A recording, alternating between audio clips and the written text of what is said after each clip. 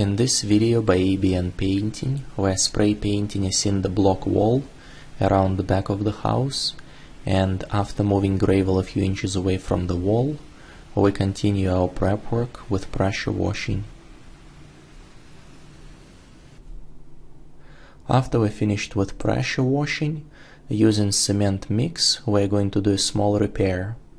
Typically when we paint block walls, we don't do any kind of repairs at all, because any material that you're going to use for repairs is going to be much smoother than the porous surface of the wall, and the repair will be visible.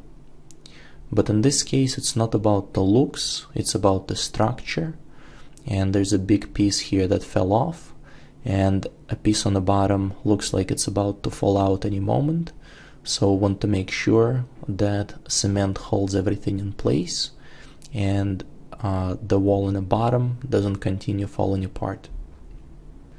We give cement about 10 minutes to dry before using a sponge to blend it in.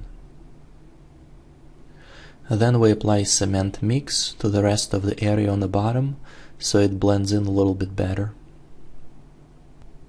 And we go over it with a wet sponge one more time.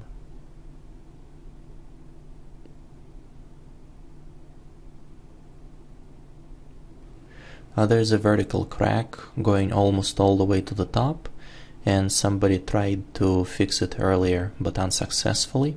I'm not sure with what material.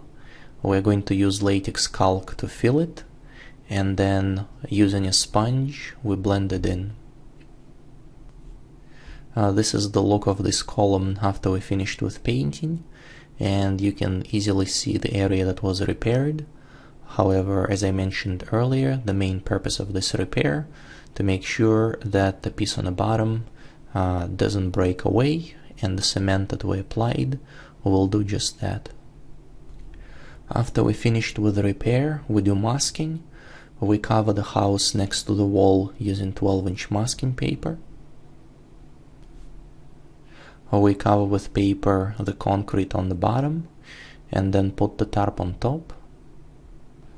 There is a gate that's leading to the back alley, and we covered it with 12-inch masking paper, and the metal portion of the gate we covered with blue tape. The gate that is leading to the backyard we covered with 12-inch masking paper as well. We put the paper on the concrete next to the wall and covered the rest of the concrete using tarp. After we finished with masking, we do spray painting. Right now we're applying a coat of Luxon masonry primer, and we tinted the primer towards the color of the paint that we're going to be using, so when we apply the paint it will be very easy to cover the primer. After the primer had enough time to dry, we apply the paint. We apply it in two different directions. First we spray from side to side and then up and down. Applying paint on a block wall in two different directions help to create even coverage. Before we spray paint, we'll look over on the other side of the wall to see if the neighbor has anything valuable that can be damaged by overspray. This neighbor doesn't have anything of value on the other side, it's just gravel and grass, so we don't have to worry about the overspray, and we can spray at the full pressure. This is the look of the wall before we started.